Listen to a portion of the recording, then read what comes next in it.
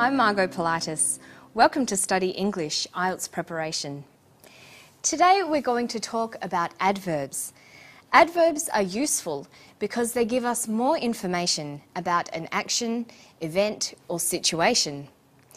If I said they were very useful, that would be an example of using the adverb very to add to or modify the word useful. But first, let's listen to our story about a new training program to help fix the problem of there not being enough skilled workers in Australia. For too long, we didn't train enough people. We didn't put enough energy into getting people into apprenticeships and traineeships. We just let market forces, laissez-faire approach dominate, and it didn't work. We've established a school apprenticeship link program, which this year will have 500 young West Australians, predominantly but not totally boys, providing them with apprenticeships, basically, that they can take up in the mining and other industries. Fortunately, I don't think it has been left too late, so long as we very proactively tackle the situation now and don't delay any longer. Okay, let's look more closely at adverbs. Adverbs work by modifying words.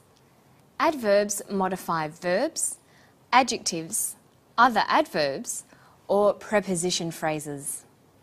Using adverbs correctly will improve your communication skills. They answer such questions as how often, when, where, and why. Because they have different functions, it's useful to describe adverbs according to categories. Here are some of the categories that adverbs can be divided into. Adverbs of frequency: occasionally, usually, frequently, often. Adverbs of place: somewhere, here, outside. Adverbs of manner: quickly, carefully, suddenly. Adverbs of degree: really, fairly, very, rather, extremely. And finally, focusing adverbs: specifically, only, particularly. Did you notice that most of these adverbs end in the suffix ly? Many adverbs are formed by adding ly to an adjective.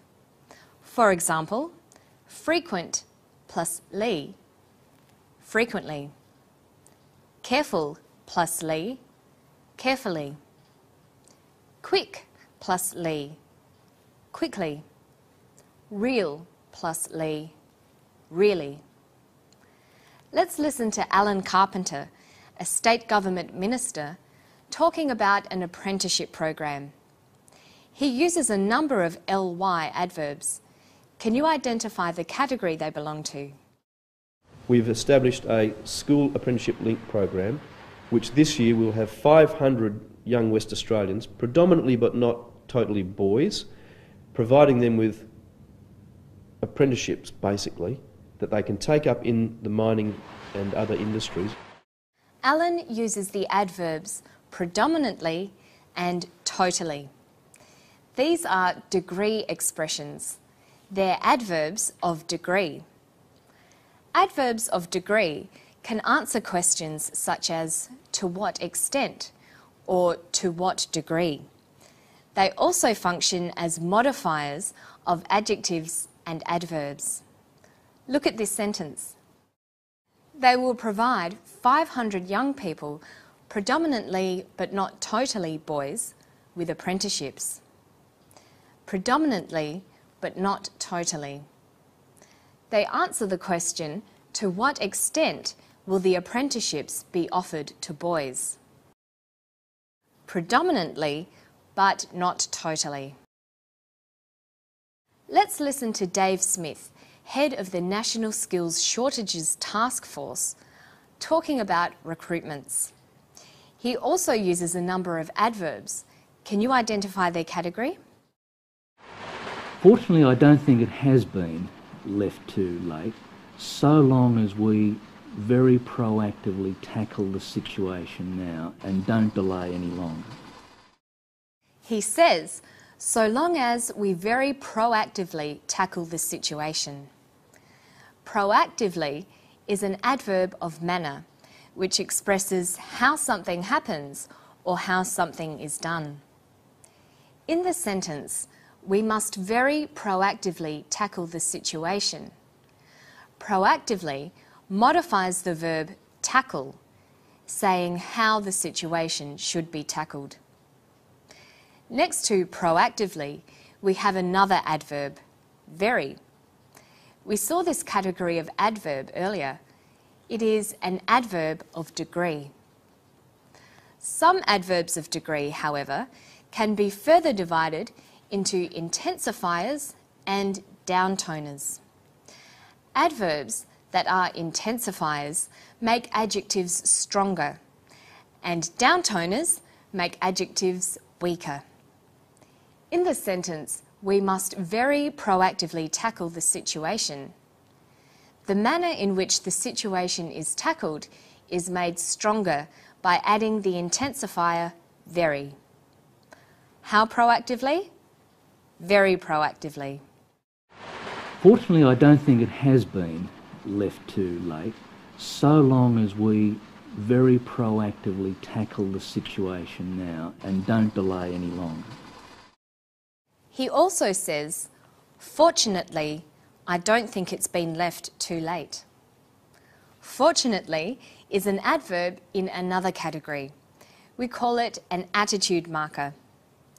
The adverb fortunately expresses a viewpoint on a situation and usually refers to the whole clause.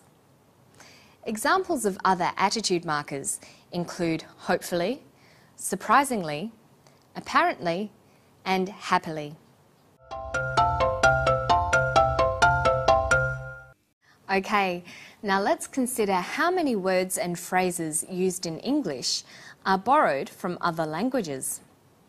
Some are pronounced as if they were English. For example, questionnaire and restaurant are from French, but pronounced in an English way. However, other words reflect the spelling and pronunciation of the original language, like détente and ballet. English borrows words easily. These words fill gaps in our language. Most of the vocabulary in English for ballet, for example, derives from French. Let's listen to Alan Carpenter talking. Can you identify the foreign word and the language from which it was borrowed? We didn't put enough energy into getting people into apprenticeships and traineeships. We just let market forces, laissez-faire approach dominate, and it didn't work. He uses the phrase laissez-faire. Laissez-faire is a borrowing from French. It closely reflects the pronunciation of the original language and the original spelling. Do you know the meaning of the phrase?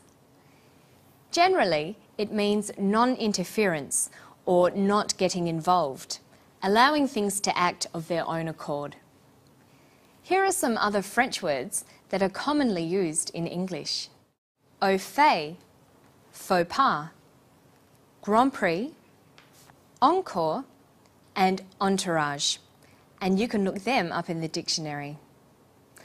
Okay, so today we've looked at adverbs and then talked about words borrowed from other languages into English. To find more on today's story and lots of other help and information, you can go to our website at abcasiapacific.com/study English. I'll see you next time for more. Bye-bye.